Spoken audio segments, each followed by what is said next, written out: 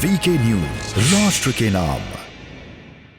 मजबूरी के लिए आदमी गधे को भी बाप बना लेता है। ये पुरानी कहावत मौजूदा हालात में विश्व के कई देशों के लिए बिल्कुल सटीक बैठती है।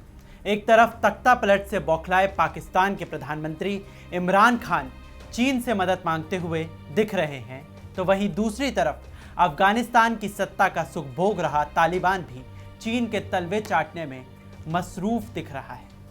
कैसे, आगे हम आपको इस वीडियो में बताएंगे।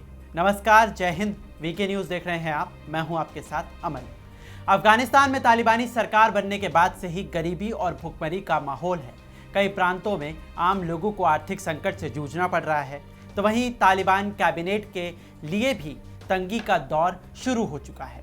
सरकार को चला पाना अब इस दौरान मुश्किल साबित हो रहा है, क्योंकि देश की सत्ता को चलाने के लिए भारी मात्रा में धन की ज़रूरत होती है। और ऐसे में पड़ोसी देशों से हिंसक सरकार के अधिकारी अक्सर मदद मांगते हुए भी दिखाई देते हैं। भारत ने भी कई बार दरियादिली दिखाकर अफगानिस्तान तक राशन पहुंचाया है, लेकिन इस बार तालिबान सरकार के नुमाइंदों ने आर्थिक तंगी को दूर करने के लिए कुछ ऐसा कर दिखाया है जिस फैसले ने सभी को हैरान कर दिया है। तालिबान प्रमुख हकमुल्ला मुबारिस का एक बड़ा बयान सामने आया है। इस दौरान उन्होंने कहा कि पहली सदी के बौद्ध भिक्षुओं के मठ के अवशेषों को संरक्षित किया जाएगा। इस बयान के बाद से ही विश्व स्तर पर तालिबान की किरकिरी एक बार फिर से होना शुरू हो गई है। बता दें कि 20 साल पहले जब तालिबान का अफगानिस्तान की सरजमी पर राज था, तब उन्होंने देश के दूसरे हिस्सों में विशाल बुद्ध की प्रतिमाओं को उड़ाकर दुनिया भर में कट्टरता का संदेश फैलाया था।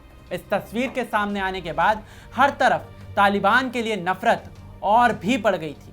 ये कट्टरपंथी किसी भी देश के लिए कितना बड़ा अभिशाप है, इस बात को पूरी दुनिया ने देखा। तब तालिबान को कहाँ पता था कि एक दिन इस बुद्ध धर्म के सहारे तालिबान को अपनी सरकार चलाने में मदद मिलेगी। अब जब तालिबान प्रमुख का बयान सामने आया है, तो हर जगह कट्टरपंथी सरकार की जमकर आलोचना हो रही है। इतना ही नहीं, वो तालिबान जो हमेशा बंदूकों और हथियारों से लैस रहता था, अब बयान दे रहा है कि हिंसा से किसी भी देश का विकास नहीं हो सकता। इस मौके पर उन्होंने ये भी कहा कि देश में खनिज का भंडार है, इसका मूल्य करीब $1 ट्रिलियन है। माना जा रहा है कि अपने इस बयान के बाद तालिबान चीन समेत पड़ोसी देशों से मदद की आस लगाकर बैठा है। वहीं तालिबान का ये कदम भारत में बैठे कट्टरपंथियों को भी साफ संदेश दे रहा है कि कट्टरता के साथ किसी का भी विकास नहीं हो सकता है। नागरिकों के लिए विकास ज़्यादा ज़रूरी है। कट्टरता से भुखमरी को ही बढ़ावा मिलता है। भारत में बैठे कट्टरपंथी जो बात बात पर सड़क पर उतर आते हैं, अपनी मांगे बनवाने के लिए हिंसक बातें करते हैं, हिंसा का सहारा लेते हैं, उनको भी आज तालिबान के इस कदम को देखना चाहिए। आपको ये खबर कैसी लगी, कमेंट सेक्शन में हमें ज़रूर बताएं, और बाकी देश और दुनिया की खबरों के लिए आप देखते रहिए वीके न्यूज़। नमस्कार।